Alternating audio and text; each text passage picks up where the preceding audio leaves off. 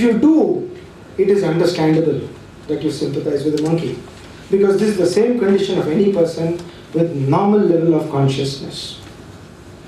Now, if we relate to the tale at an analogical level, the tale seems to be about life itself, about all our lives.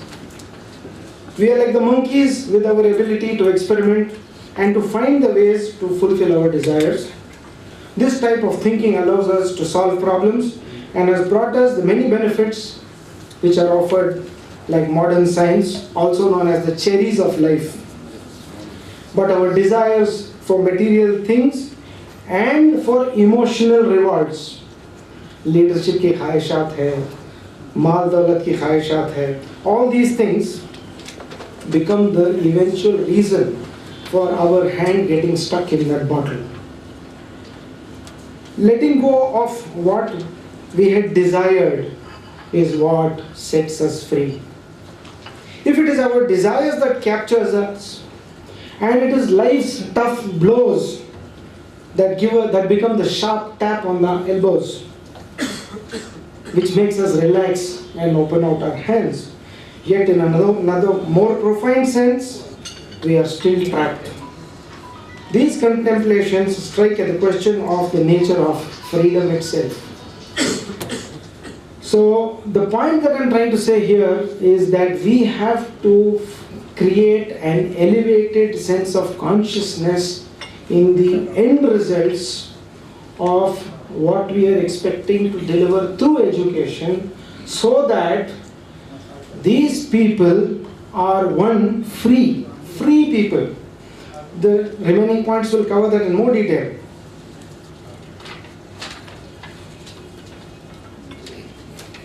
Second point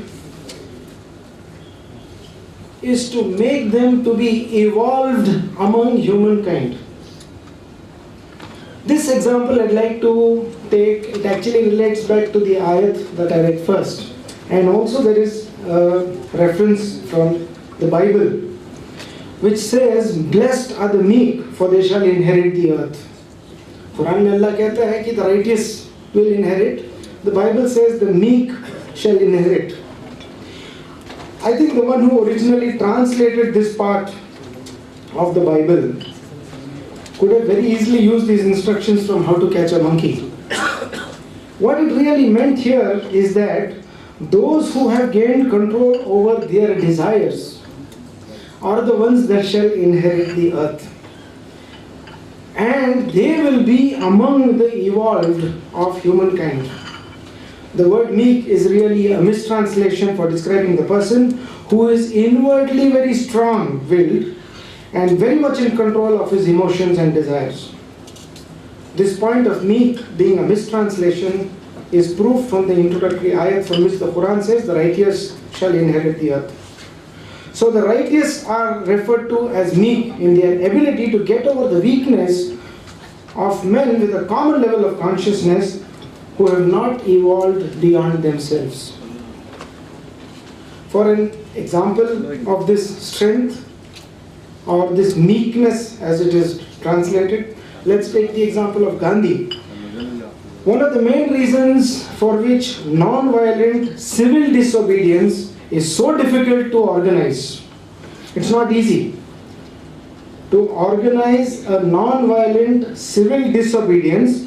It is one of the most difficult things because it requires individuals with tremendous internal strength and willpower and self-control among its protesters. On a personal level, as well as it is in this desire world of ours, that must be made meek so that we become higher than this level. We must elevate to think above the animal level, and here it also says the way monkeys think. This is one of the reasons why knowing something is not good is not sufficient to stop it. Say for example, if somebody is in the habit of smoking, he knows it's not good, but that's not good enough to make him stop. He must be willing to work on those hidden inner dimensions of what constitutes his inner self to change the habit. In the third point, and this is quite an important point in today's context, is to educate them on the science of reality. Just so that we can remember these subjects, it says, when the waters change. It's just a title, when the waters change. For this I'm going to use a short Sufi tale.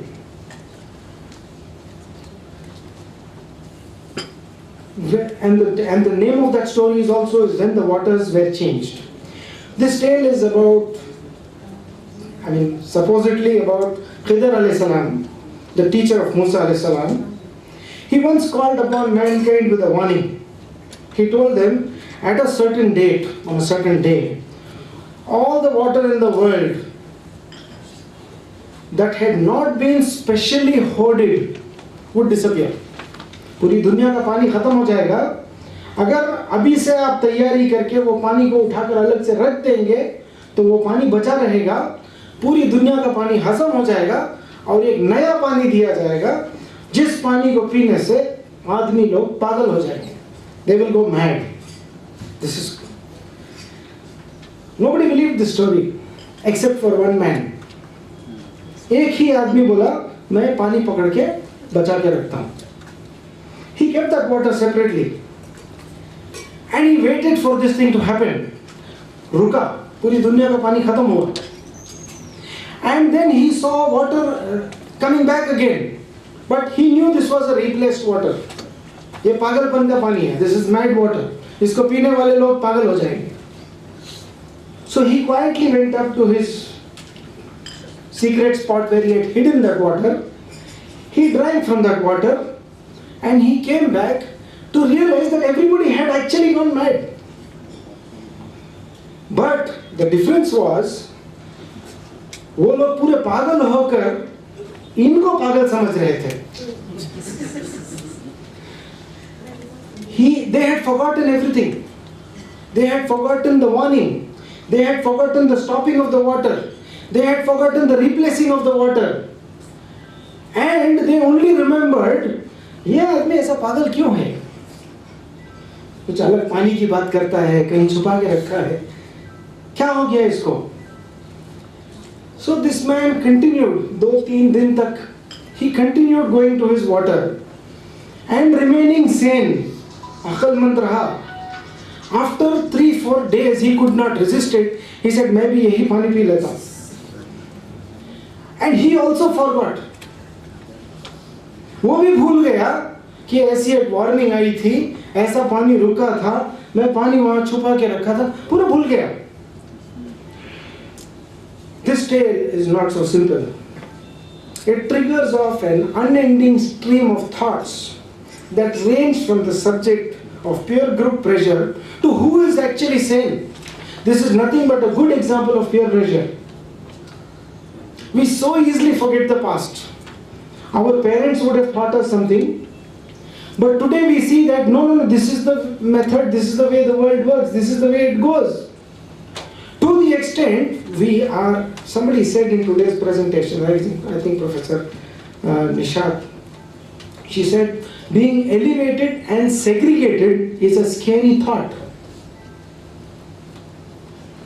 एक आदमी को ये मालूम हुआ, ये warning उसने सुना और उस वार्निंग पर अमल किया. अब अकेला रहना उसको बड़ा डर लगता है. So he succumbs to the peer pressure, he gives in to the peer pressure, and this is one of the biggest problem most of us parents sitting here will be facing.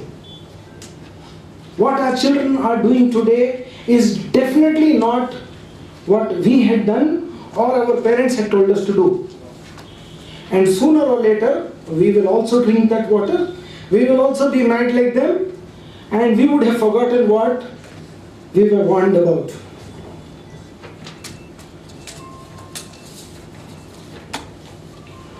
Real education should have the insights and the power to prepare students for the times when the waters will change. Certainly, it is easy to see how the Germans were not prepared. There is an example given here, a historic illustration of this was when Henry David objected to a Mexican-American war in 1846 on moral grounds. 1846 में जब America वाले Mexico के ऊपर war declare किए, this person called Henry David, on moral grounds, he said, this is nothing but aggressive action, was really a move by the American to annex territory and extend slavery. Most of this country's political force unified under the president. Everybody believed actually that it is a real war. He was the only person who believed, nahi, ye jhoota agenda hai, you are only going after territory and you are extending slavery, fitna phaila rahe hain tum. So he would not drink from that water as his countryman. He refused to pay the taxes, he objected, he was put in jail. Another friend of his, who was a similar activist from America, he wrote to him while he was in jail, and he said, his name was Ralph Waldo Emerson. He wrote to him and asked him, why are you in jail? He wrote back to him and said, why are you not in jail? So this is the power of believing to be able to stand out in times when waters will change. And an important thing about this is, all these people, including Mahatma Gandhi and our Henry David, whose example is stated here, Martin Luther King, all had this sense of necessity for inner education that could make individuals much stronger in character to overcome and stand out against injustice in the outer world. This level of education must include principles not normally found in secular liberal arts institutions, and importantly, which are normally not found in religious institutions either. Whether it is a madrasa or an Islamic school or whatever, they are not teaching our children to be strong when these waters change. The fourth objective that we should be trying to go towards is to encourage children to self-discovery. One of the most important aspects of education is the element of self-discovery. If you learn something for yourself, then it is yours. If you learn to do something, you should have the confidence that you can do it again. This is very different than being given an explanation by someone else or being forced to memorize something by routine. There is a story again here. It's called the Ancient Coffer of Nuri Bey. This is again a story of a person called Nuri Bey. He was an Albanian person. Nuri Bey was a reflective and respected Albanian who was married to a wife much younger than himself. One evening when he returned home, as usual, one of his faithful servants came to him and said, "Your wife, our mistress, is acting very suspiciously. She is in her apartment with a huge chest, बड़ा डब्बा रख के बैठे हैं, large enough to hold a man, which belonged to your grandmother. It should contain only a few ancient embroideries. She will still not allow me, your oldest and most faithful servant, to look inside. She's locked it." Nuri went into his wife's room and found her sitting very disconsolately besides the massive wooden box. He said, "Will you show me what is inside the box?" So she said back, "Because of the suspicion of a servant, you don't trust me?" He said, "It would be easier for you to just open it without thinking about anything else." He said, "No, it's not possible." So she says, "Is it locked?" He says, "Yes." So where is the key? He said, "I'll give you the key, but you dismiss the servant first." You dismiss the servant, I'll give you the key. Now interestingly, the servant was dismissed, the key was given, but he didn't open the chest. He didn't open the box. Next morning, he called somebody, called 4 of his people. He said, "Take this box far away, dig a huge pit, bury it over there and come back." So like this, what does this story mean and what can it do for us? First of all, there is a story level in itself. It is like a dramatic plot. There are elements of tension, mystery, climax that make for a very interesting and entertaining tale. Now, this actually going a little deeper is how our entire lives have actually become. There is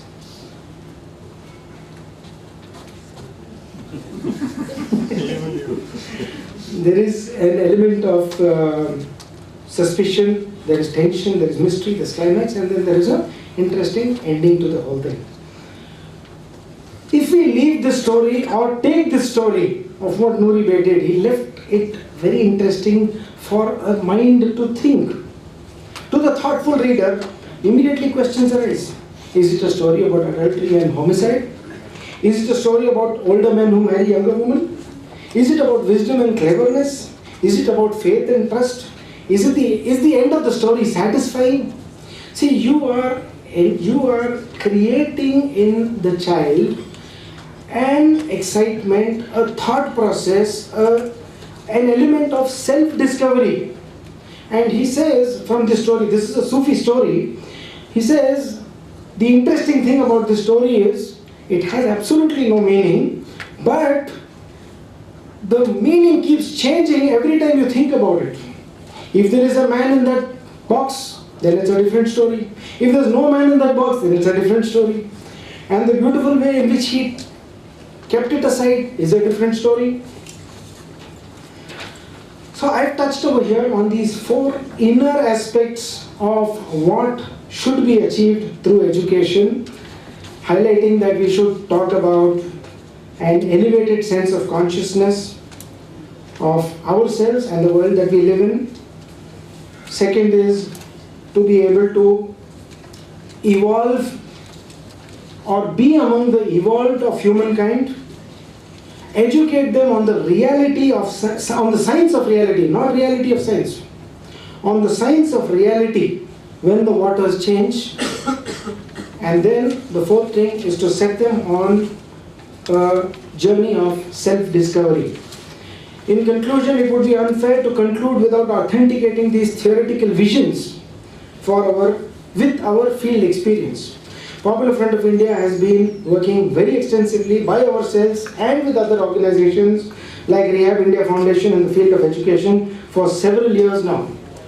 Our popular national campaign called School Chalo endeavors to take back to school those who drop out from school in particular and ensure that they continue their education even after educational aid is withdrawn. This involves counseling the parents and the guardians of such parents, of such children whose parents themselves are uneducated and cannot appreciate the benefits of education.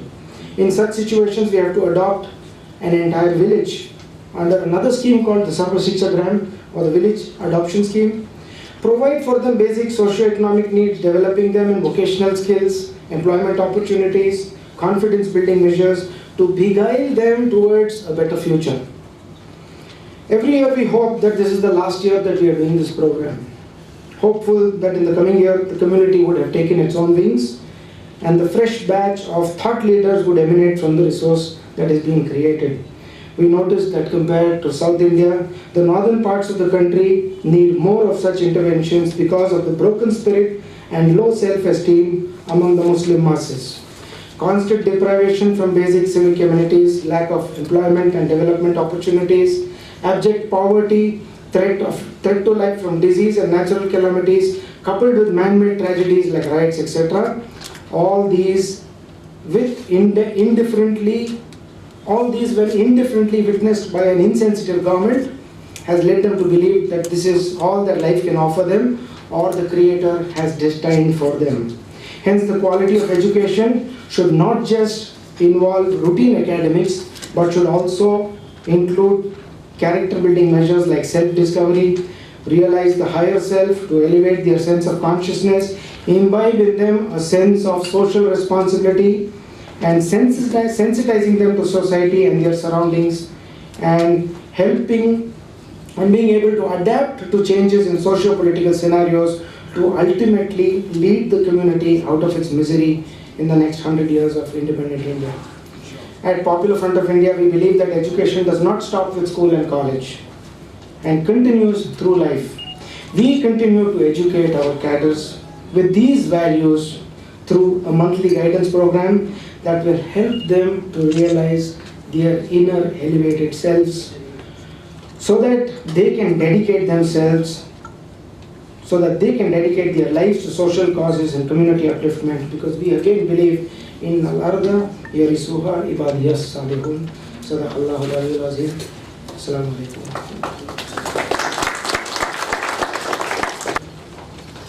So now we'll be having the open house session now. So just to give a brief introduction of the open house session. Okay.